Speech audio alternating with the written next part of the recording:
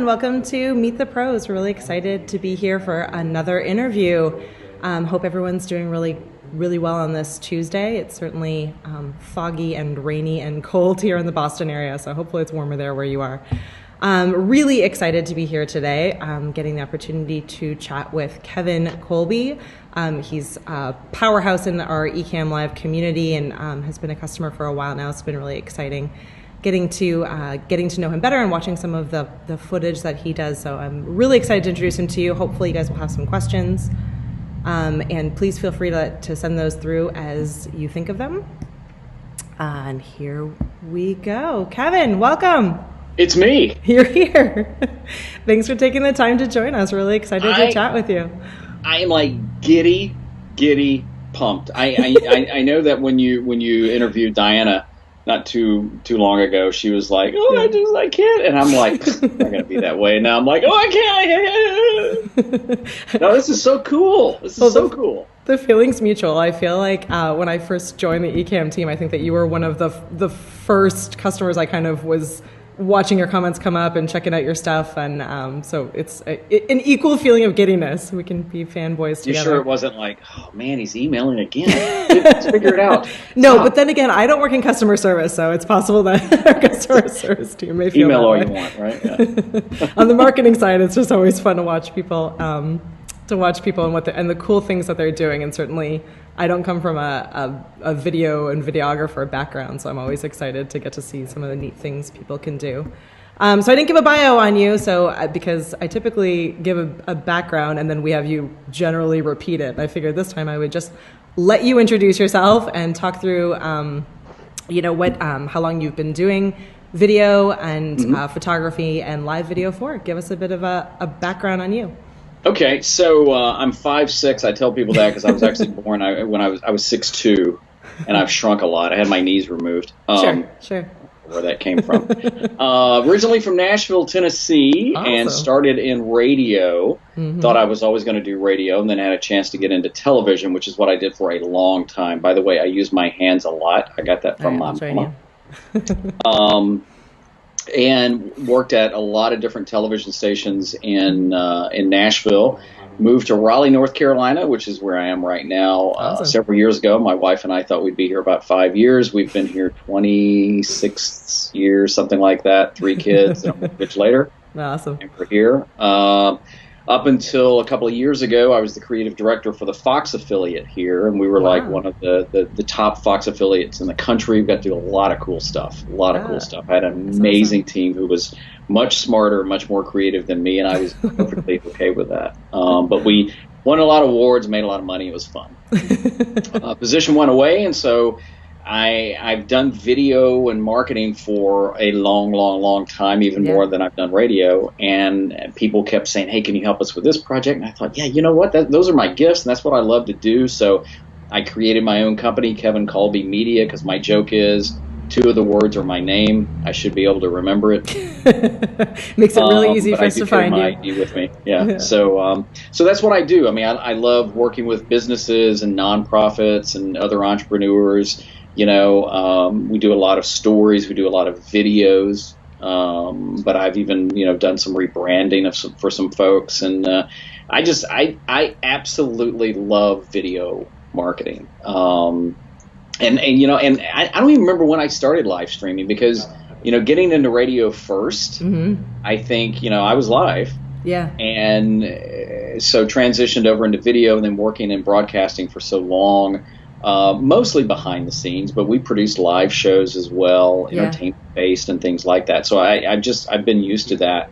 The first time I used Ecamm was with a buddy of mine, a guy named Bill Jordan, and we had done a recap. We're both 24 fans, huge. The show 24.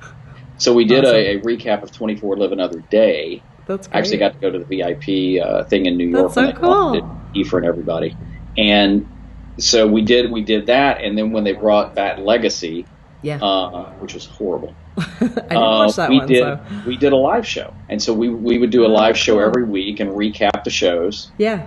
And then we launched another show called Two Guys Talking About, and we wrapped up the second season of that, and then I thought, well, I just need to be doing my own thing, so I just love it. I love it.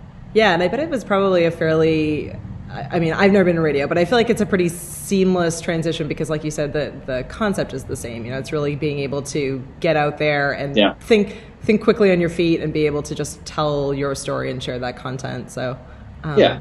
I mean, you have to be prepared. I mean, you know, I got back into radio about a year ago.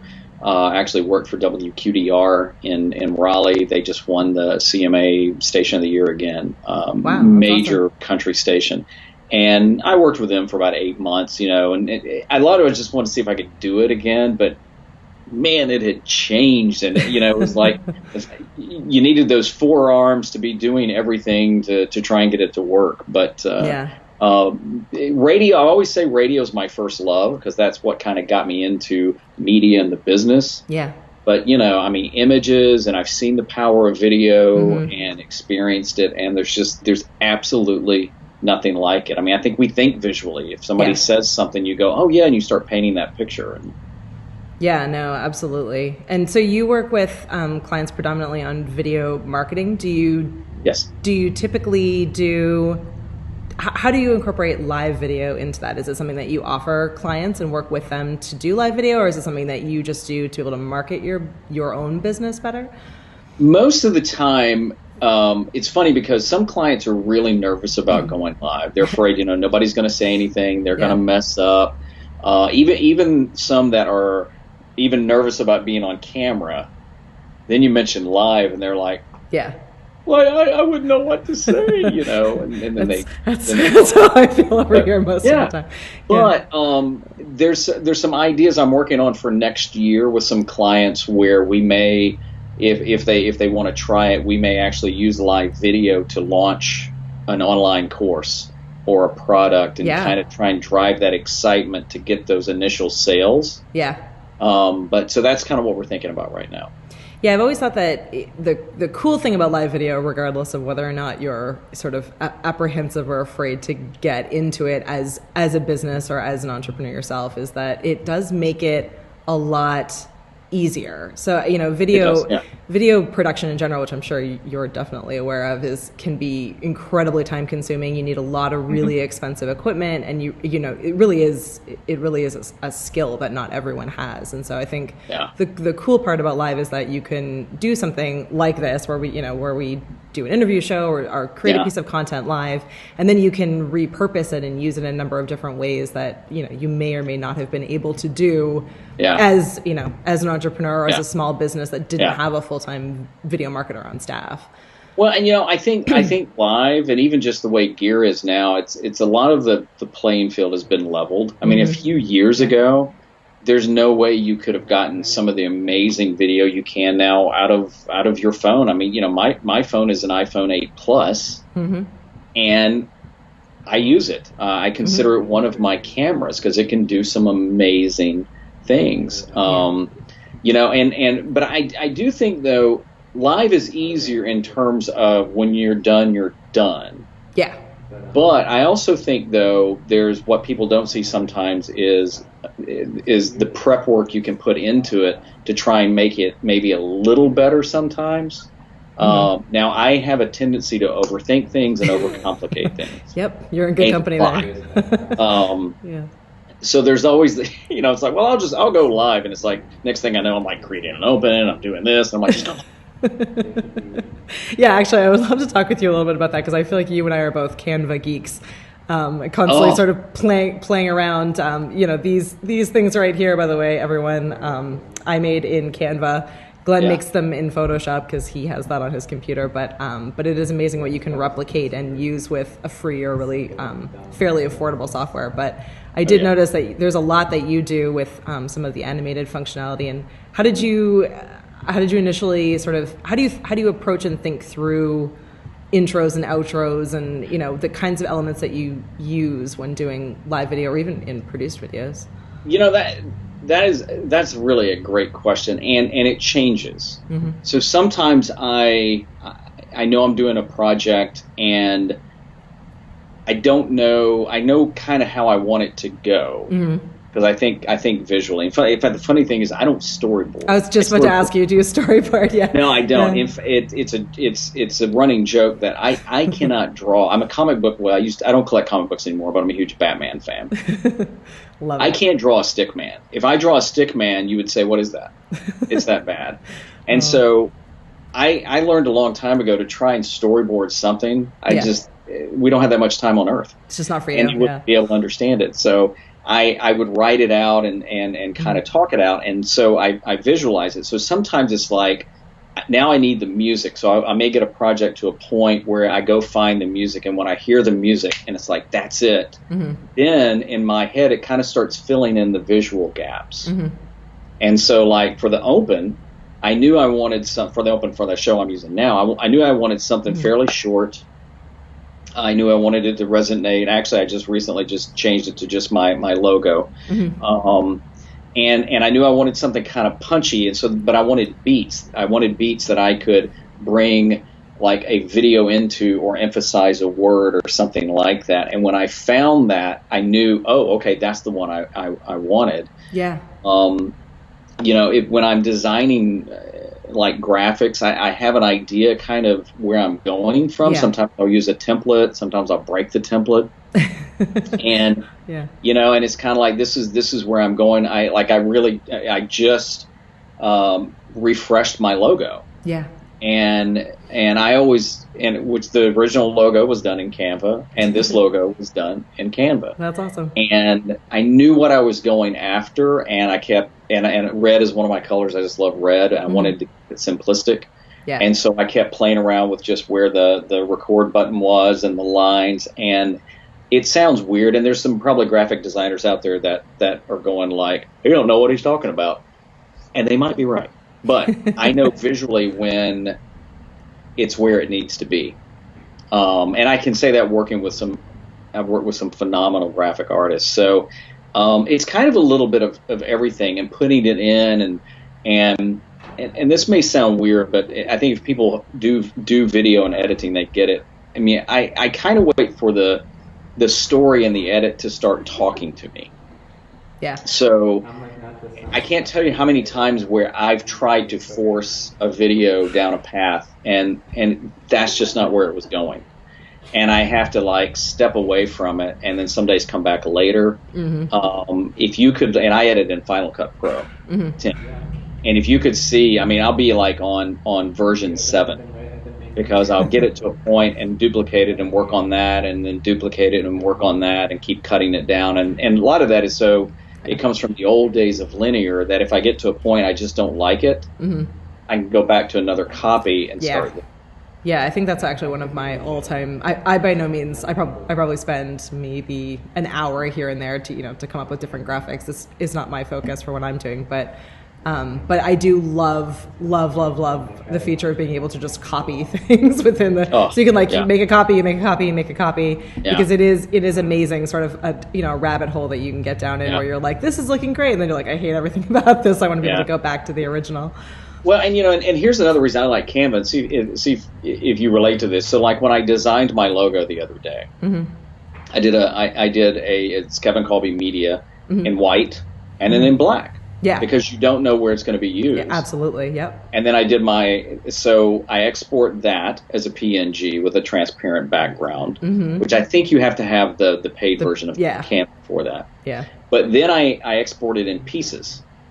So I just do the words, but they're in place. Then I just do the button in place. Then I just do the bar in place. And then I just do the web. And so therefore I can if I'm going to animate it, I've got all the pieces that are going to be exactly where they need to be. Clever. Yeah, see, I don't play at that level. Maybe I should. Well, and Canva makes it that easy because you can just save it, delete it, and go with it. Yeah. So you open my Canva and there's like, there's like 12 versions of a logo and they all look the same. It's like, job security. I love it. That's amazing. Well, I had meant to get into this a little bit earlier, but you did send us a video in advance that you were really, really proud of that I'm really excited to be able to show everyone. Do you want to give us a little bit of a setup as to what it is and what we can expect? So we have 3 kids, and well, not you and I, but my wife. Things are getting really intense. Somebody's tuning in, right?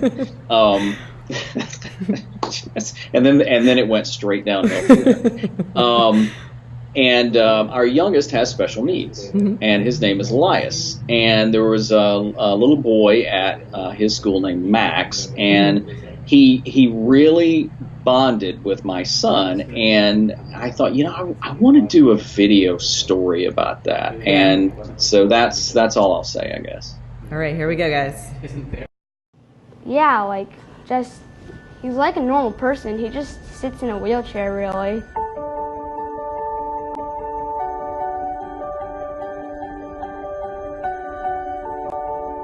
Well, when I came to Lead Mine, I was really interested in special needs kids. So he started to meet the special needs teachers in the back and started to meet some of the special needs kids that were being dropped off, and he just absolutely loved it. He just wanted to be part of it. He wanted to meet everybody. He wanted to help. I really wanted to get involved with my community in Lead Mine and in school. I really wanted to help other people. Then Max met Elias. I kind of acted natural. Like, I just looked at him and was like, oh, that looks like a nice kid. And I think they clicked right away. I started bonding with Elias, and I really started to enjoy him. I really felt like a connection with the special needs kids. I think he was curious at first, but then I think he quickly realized too that this little boy who is his same age has a lot of similarities more than any differences. From that day on, I always help with whenever he comes here, I always help with his car and getting him in his wheelchair and setting up his wheelchair and bringing him to the classroom. And they called me wheelchair certified. Yeah, he gets up every morning, his free time. He comes in early. He comes in at 10 minutes to 8 every day to help out with the safety patrol.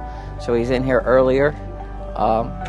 He stays on that duty until 8:30, so he's coming in just as school's getting started. I love that he's able to make connections to all sorts of people, not just people in his classroom. He's made connections throughout this whole community, especially Elias. It's been pretty special. He's like a normal person. He just sits in a wheelchair, really. Like, that's really the only difference that he has. He doesn't have, he's not like, he's just a person. I think he's had a very a positive impact on other students. He's just, he always has a smile. He's always happy. He's always helpful, and he just likes to be there for other people. He truly cares.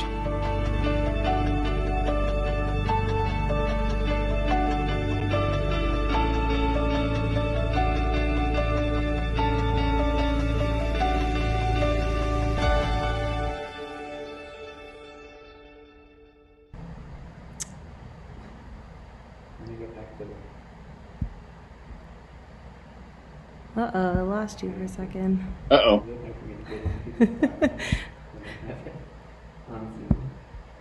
One sec. Scene unlocked. Sorry, guys, technical difficulties. There we are!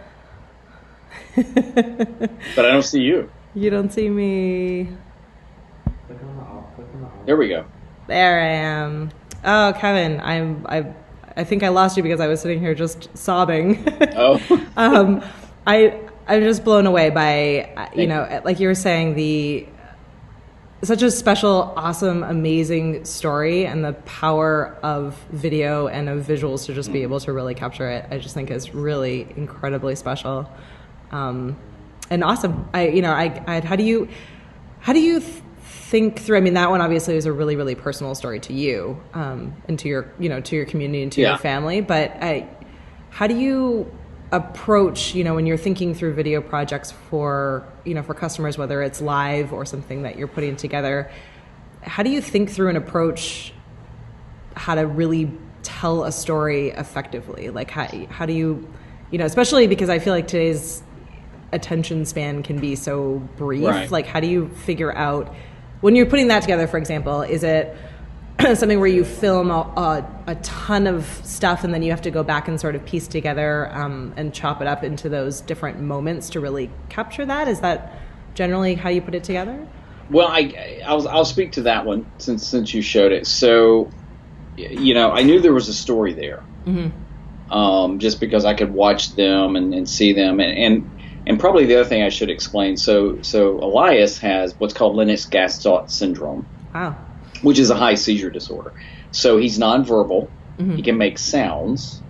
His eyes are just they don't really focus, and he can use his arms and legs, but he can't walk, so he's always in a wheelchair, right? Yeah. So you actually see a shot of like Max talking to him, mm-hmm. And Max just saw him as just, and I think the thing that clicked with Max, and my wife picked up on this at first, probably before I was even thinking video, is that sure. Max is 10, mm-hmm. and at the time, and at the time Elias was 10, and he was like, oh, it's another 10-year-old kid, he's just in a wheelchair. Yeah. And I'm like, wow. And so I talked to his mom and said, hey, I'd like to do a video. I do video. And she's like, oh, okay, that's fine. And so we shot all the interviews except for his mom in a little over a half day. So I went early in the morning, got some video, never had to tell Max to do anything, because Max was giving up. A lot of things that don't come out in the story is that Max gave up his free time and some of his specials to come work with not even just Elias, but the other special needs kids. Yeah. He just bonded with him. So like when they were doing the little play thing, yeah, Max is giving up his free time to come do that. That's awesome.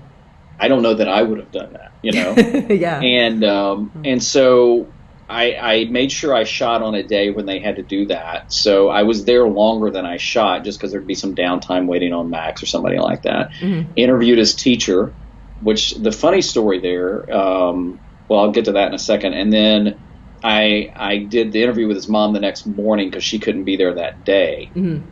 So I grabbed the quick video of them.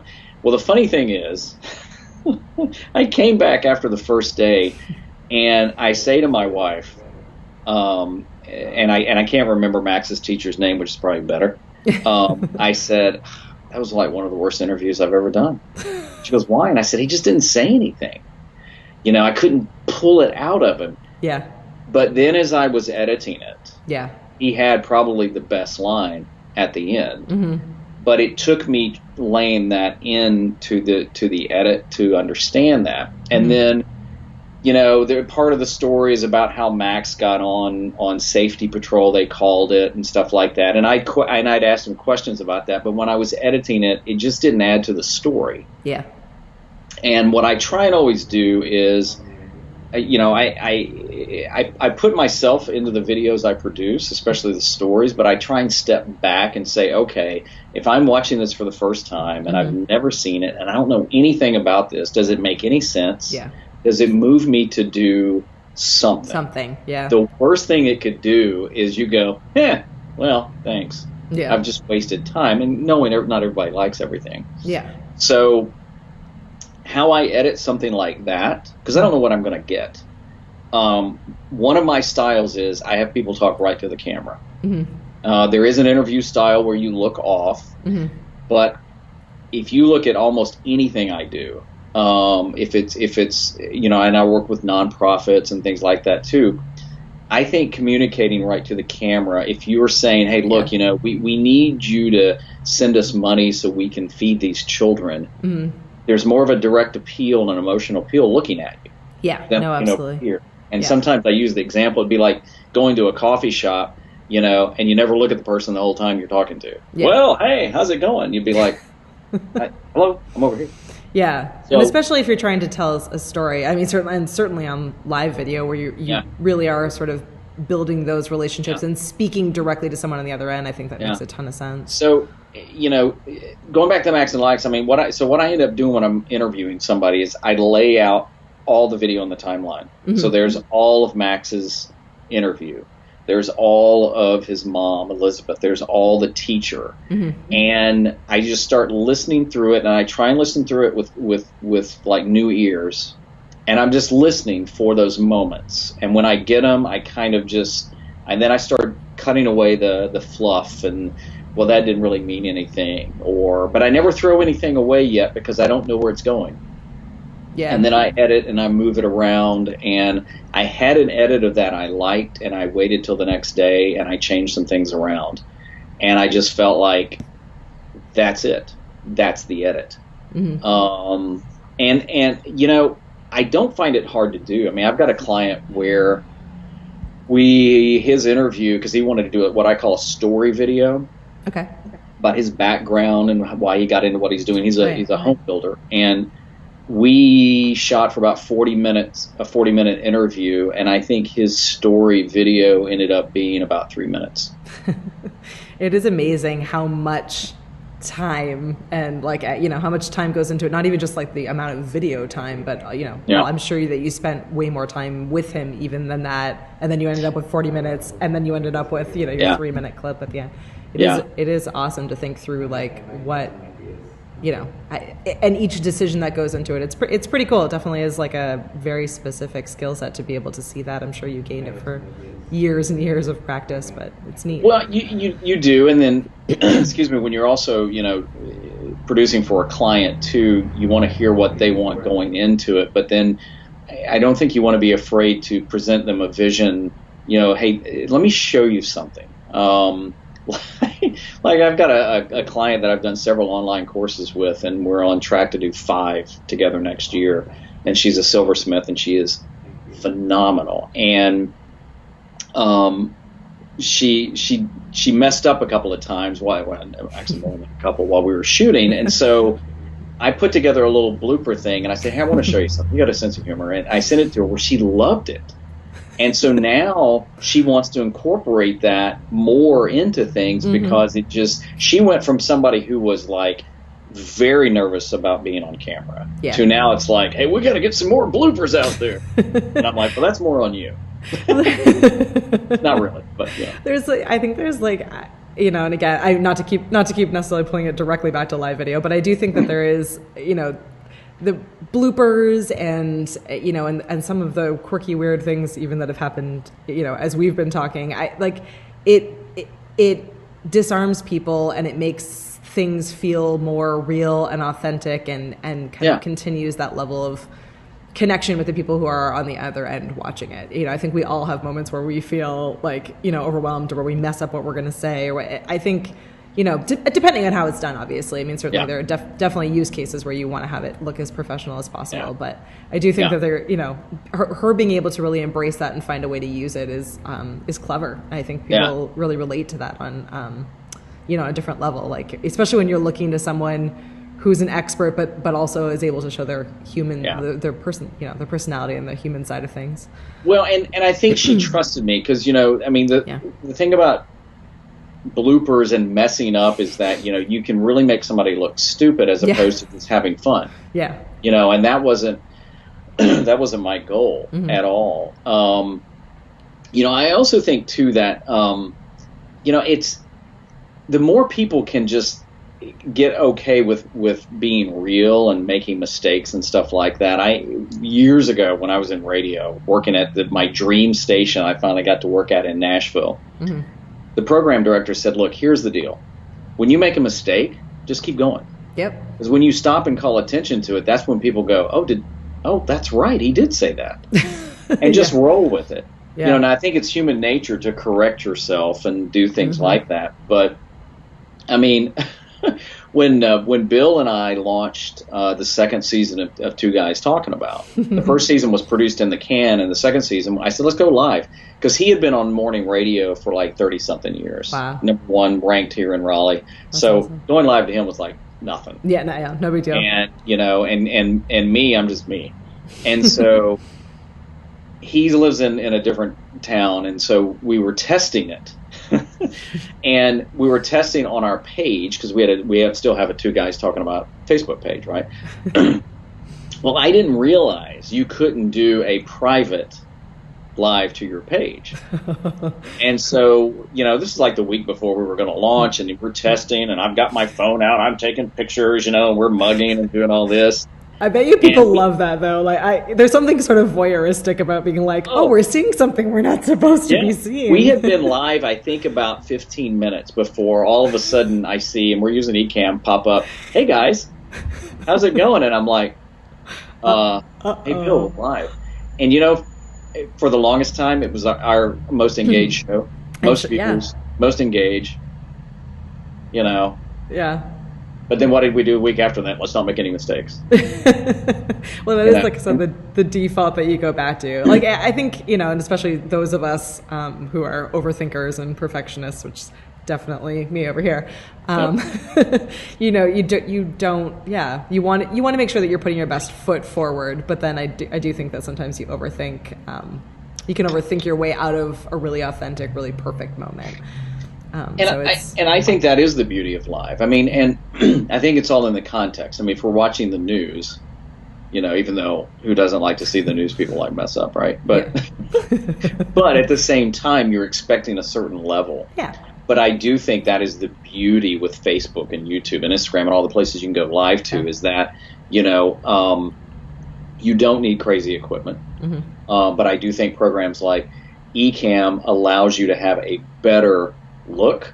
Yeah. Excuse me. And you know, me coming from my production background, it allows me to add the bells and whistles and some cool features and stuff like that I don't think there's any other program out there that does that. Yeah. But, you know, at the same time, if I'm with Elias at a school event and I just want to, you know, pop in live or something like that, I think people understand that and they like that. And I think that's where behind the scenes is huge. Yeah. And again, video gives you that no other medium will. You can write about it. And I mean, I blog and that's great, but you're usually painting the pictures in your mind. Yeah, absolutely. All right, so let's geek out over some gear then, since you're probably right. So tell me what your favorite go-to feature is within Ecamm Live. Well, one of it I just mentioned is that, first of all, it just works. I mean, it sounds it does crazy, just work, but it just works. And when I got into the beta group earlier in the year, somebody mentioned it, and I was like, "Oh, there's a beta group." Yeah, you know? there is a beta group, and it was like, "Oh, sweet!" And I mean, there's so much I like about it. Again, coming from a production standpoint, but if anybody's watching this, and I apologize for keep clearing my throat. No worries. But it's better than talking like this. Yeah. So, you know, anybody that is thinking about, and Ecamm's not paying me for this. I'm just joking. Is that it? You know, don't not try it because you think, oh, I've got to understand all this about production. You don't. Yeah. But if you get in and start playing with it, you go, oh wow, this is really cool. So I like the fact that I can add things that to me enhances it, like a name super or a full screen graphic or a movie, and then with the integration into the Stream Deck. Holy cow! People love the Stream Deck. It is a really cool gadget. I did it, and I bought the 6-button one at first and sent it back after one show. You're like, I can't do this. I need the bigger one. You know, that's madness. Yeah. And then I ordered the 15-button, and I think it was a show a couple of weeks ago where I actually had every button was something different, and I also was then sharing my screen, and I'm like, man, this is like the coolest thing ever. Because it really does help you be able to very easily and quickly, without worrying about anything, just toggle back and forth between things. Yeah, it's awesome. Yeah. So I love that, but I also just love how easy it is just to fire it up and record. So like on this past show, I decided just to go live to Facebook and just focus on that.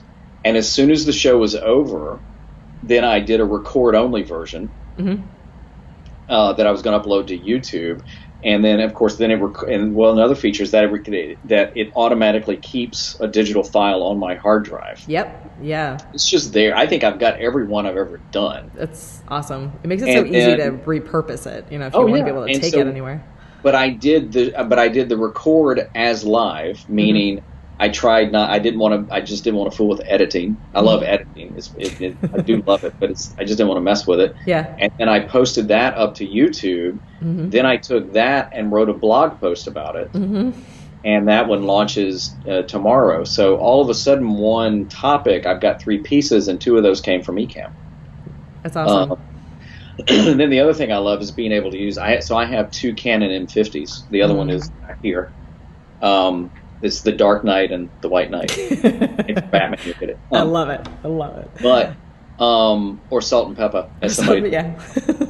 But when I found out that I could use my Canon M50 with the USB cord, just plug it in, And then I used the virtual camera, which even made it better. So now it can look better on, Skype or Zoom, or I'm in a mastermind group with somebody, and we were using it on Blue Jeans the other day. Oh, cool. So those are just some of the things I absolute just love about it. It just it works. It's easy, and I give it a try. Yeah, no, seriously. I feel like sometimes Adrian Salisbury and I were talking a couple of weeks ago, post Ecamm Live Academy, and it was amazing to me how many customers we have who get it and use it at a bare minimum level, and then just don't even realize some of the other things that it does, because it's sort of it has all these kinds of features in it that when you're like it can do almost anything that you can think of, but sometimes you don't even realize it, which is it's neat if you're thinking about it, which is why it's great to tiny plug both for our beta group and our live community group, but you being able to see what other people are doing with the tool is huge, because if you can kind of get ideas from other people and say like, oh, how did Kevin add his logo over there, or how did you can really be able to say, oh, well, if we're all using the same software, then if he can do it, if I can do it, if she can do it, anyone can do it. So it's really a matter of what your vision is for what you want to do with live video, and the tool can do the rest of it. And it does really make it easy for you to kind of grow with it. So you could just start with just your webcam and built-in microphone. That's literally all I'm using right now.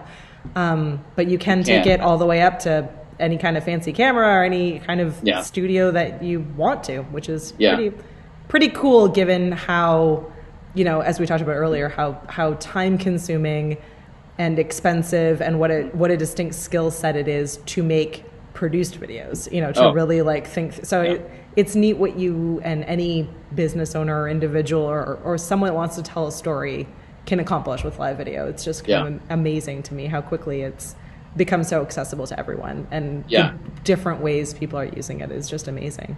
Well, and there's nothing that I'm doing in my show that somebody else couldn't do. Now, I may have more experience than somebody else on something, and there's other people out there that have more experience than I do. But some of it is thinking it and testing it and trying it, and going, oh, that's really cool. I say this a lot, is that, tools won't make you creative, but they can help you create. Absolutely. And I think that's a trap that creatives can get stuck in. Is like, well, I can't do this because I don't have a camera. Well, you got a laptop with a built-in camera. It may not look great, but go with it. In fact, the irony is, as we were testing everything before, it was like, no, I don't want to use my webcam, but we get into that mode, and sometimes it just keeps us from creating and trying something. Or just even, you're talking about storytelling earlier. I know you want to talk gear, but I was having coffee with somebody not too long ago, and we were talking about working together on a project. And she said, well, I just don't think I have a story. And then, without missing a beat, I said, well, how did you get into whatever what she does for a living? And she starts telling me about how when she was little, her dad would do things with her, and then for like 5-10 minutes just told this amazing story about her and her dad. You're like, there's your story. I said, you don't have a story? What is that? Yeah, it's amazing that, just stopping and thinking through what information you want to give, like what content do you want to share, what story do you have to tell.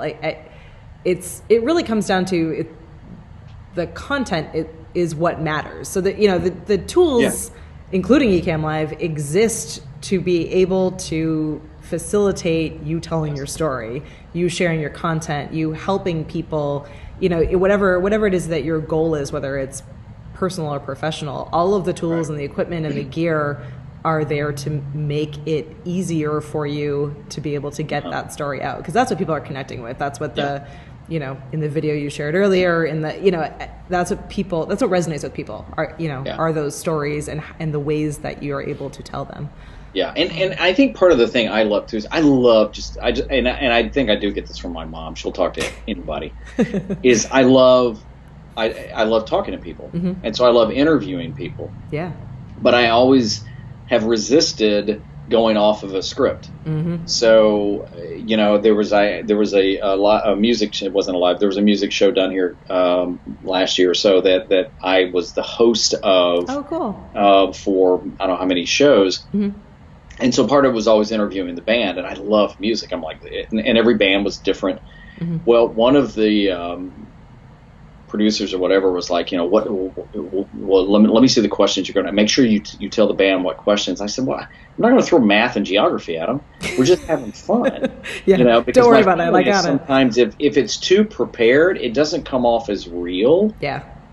And one of the clients I had, I mentioned earlier, is that I asked him a question that we had not. I mean, he gave me some things he wanted to cover. Mm-hmm. But I said, so what's a good day for you look like? And he was like, I haven't even thought about that. Yeah. And his answer became part of his story. Mm-hmm. Because it showed a side to him that he wasn't prepared for, mm-hmm. that he would have never given me that question in advance. Yep. And I think it makes it real. And I think when you can connect with somebody, you may be more tempted to buy them or follow them or just want to hang out with them. Yeah. Yeah, absolutely. Yeah. Although now that we've said that, I do want to show your studio tour, so we can take a look at all of your gear. Buckle up. But people watching and people watching later on replay, do not feel as though you need to get all of the cool equipment and fun things, other than the Batman statues, which obviously you should get. But everything else, you do not need all of the cool things that Kevin has, but you can absolutely level up your studio however you want. But here is Kevin's studio. One second. Occasionally I get asked, what does my setup look like at my place? Well, my studio is a home office working studio. It's where I edit, come up with ideas, live stream. So here's a little behind the scenes of my setup. So this is pretty much where I do almost everything. Where I edit, do my live stream, write, just hang out. Got a big fat window here that gets in the way a lot. But I stream with my Canon M50, and I use the Audio Technica, I think it's ATR 2100, 27-inch monitor. Love the Stream Deck. And when I'm not using it to stream, I actually use it for my shortcuts, for some of the functions that I tend to use more than anything. I've also got a 13-inch MacBook Pro. Love that. Notes. Keep my phone over here. Yes, that is a gaming chair. It was on sale at Staples. What can I say? Extremely comfortable. I love red. Right now I'm using this Falcon Eyes Light. It's at 56. It's only at like 40% right now. It's very bright. The rest of the office, though, is I have this really nice comfy chair over here that I can use as another location setup. Huge 24 fan. And then this is just a lot of swag and stuff I've gotten that you can tell I'm a huge Batman fan. But some of this I've gotten from when I was a kid, when I worked in television. That's my robot when I was a kid. Big Lost in Space fan. And then over here, if you can see it, is pretty much where I keep all my gear. Those are the lenses over there. I've got a couple more. I'm shooting with a 22mm lens, and I usually keep a 10 to 18 on my camera when I live stream. But a lot of different bins for batteries, audio, audio accessories, mics. I don't know what all's in there. Different little tripods and things, pieces, a little battery charging station there, lights under there, tripods over in here. And my wife made this, so my office is a corner office in our home. So this is actually, it's not that sexy, but that's actually a curtain that she made that then I can close it, have a little quiet, and then there you go. That's the workstation. So that's my daily setup where I edit, live stream, create, and just kind of goof off sometimes. So let me know if you got any questions about any of the things I just showed you. I'm Kevin. Have a great today. It is so bizarre watching myself watching me. I love it. Can you self-voyeur? That's just bizarre. And look at us here. We're reversed. So today you can be Katie and I'm Kevin. Hi. I've always wanted to be Katie. Well, there you go. You know, that's how we roll. So we are nearing the hour mark, so I won't keep you too much longer. But if anyone has any questions for Kevin, either about his setup or things, all of the cool wizardry that he does using live video and other video, definitely send them through. I'll double check the comments that we've gotten so far. You know, one of the things I didn't mention is that my desk is actually was a kitchen table I bought off of Facebook Marketplace. I had a small desk I just didn't like, and I needed more space. Yeah. And I'm cheap, and probably because I keep buying gear, and I'm broke. And then I saw that, and I'm like, oh man, that's just sweet. And so it gives me more space. Yeah. The one thing I've actually changed since I shot that is, I ended up getting a boom. It's actually a drum kickstand or kick boom. You know, they put on drum sets. Yeah. But now I have it on my desk, and I've got my mic mounted on it. Oh. So I can. So now it's coming in low, but what it allows me to do is get it further away, so it's just not right here in front of me. Yeah. And then I have a huge giant reflector. I don't know if I said this in the video, that I keep in front of the window. Yeah. Because I have a window there. It's great, but you can't control the light sometimes. Mm-hmm.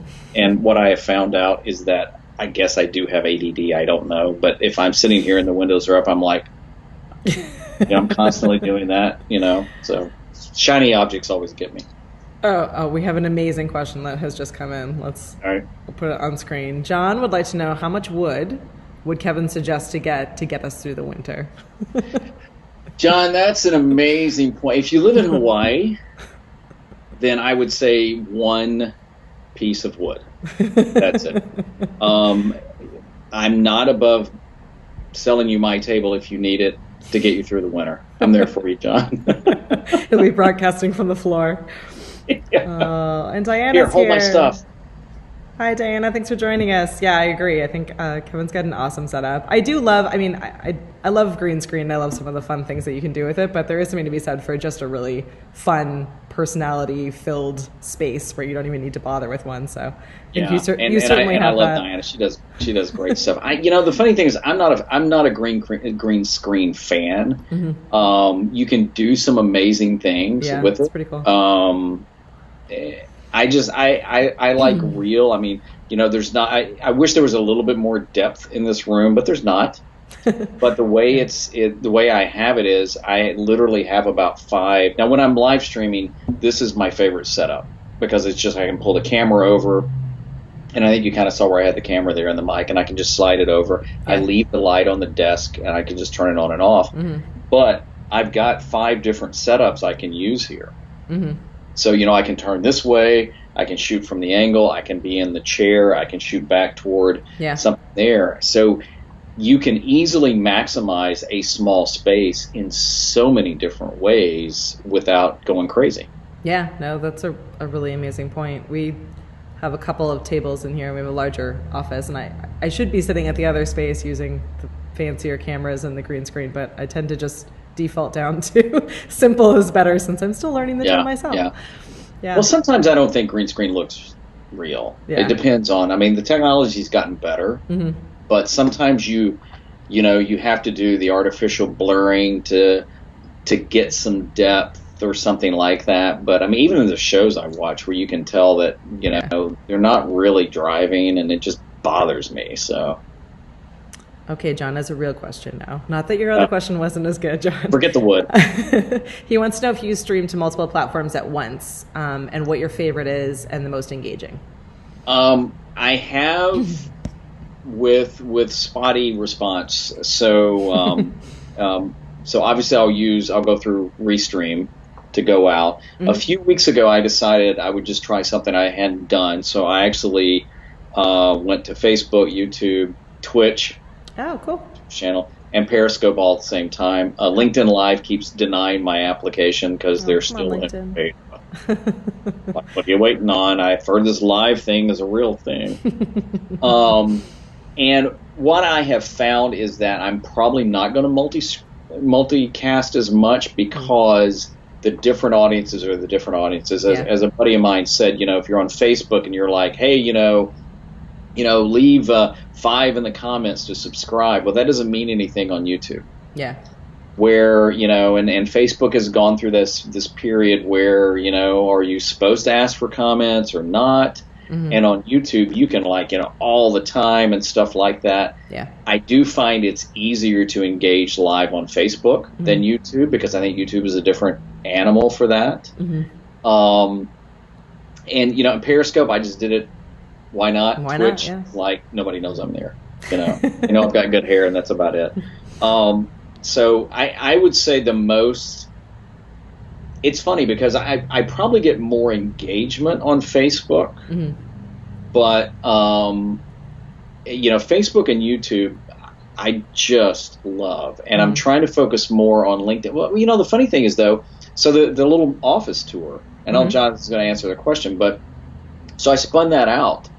And I uploaded it to LinkedIn, and the mm-hmm. the key to any platform is go as native as you can. Go as native as you can. Yep. And people are commenting and watching, and they're I had some lady comment on my robot, I'm lost in space, and so it's funny because I don't think there's a way to predict. First, I just don't believe you can predict viral. I don't think you can predict what's going to hit. I think mm-hmm. You keep putting it out there, you keep offering value, you keep trying to engage. Yeah. The downside to the easy thing, here's the good upside to multicasting. It's one and done. Mm-hmm. So, it did take me a little longer this past Monday to do live to Facebook mm-hmm. in the broadcast, then do one just for YouTube, upload it, type out everything, which I pretty much had pre-written. So there's a tip right there. Write everything out and plan it all out. Yep. Yeah, just cut and paste it in, and then turn that into a blog post. But my show went live at noon. I had wrapped by 12:15, and by 1 o'clock, I had then done a version for YouTube, uploaded it. I already had the thumbnail done in advance, mm-hmm. and then wrote my blog post, added links, because I had all that done, and I was eating a sandwich by 1:10. Perfect. I love it. So that's it. My suggestion would be try multicasting, but just know that it's very different. And I don't know that live on YouTube is the thing it used to be, because I think it's more used to these long creator hangouts or this long conversation. Mm-hmm. And I don't, I try and keep my shows shorter mm-hmm. just because I don't want to waste people's time. I hate being sucked into videos and 5 minutes later, like, dude, you've never shown me that hack you told me you were going to. And I just don't want to waste anybody's time, and I try and be topic centric. Mm-hmm. So I don't know if that answered your question, John, but yeah. And John posted sort of a follow up here. I can post it up on the screen. He's been thinking about it for a while. John's, just so that you know, we do have, so Restream's still running an offer for Ecamm Live customers. So you can, we'll post the code in here afterwards. And actually, we also do have an integration with a company called Switchboard Live, which does multicasting as well. And we have an offer running with them as well. So you can pick and choose whatever works best for you. We just started doing it ourselves with Meet the Pros, mostly because we have a couple of people, customers and fans who are YouTube only. They just are not big Facebook fans. And so it was a great chance for us to kind of make sure that we were reaching a couple of those people. Yeah. But I agree with you. I think I feel like, I've always been a big advocate for, the social channels are different. They were created for different reasons. Yeah. They have different groups of people on there for different reasons. And so I think really thinking through why you're going out to multiple channels makes a big difference for sure. Yeah.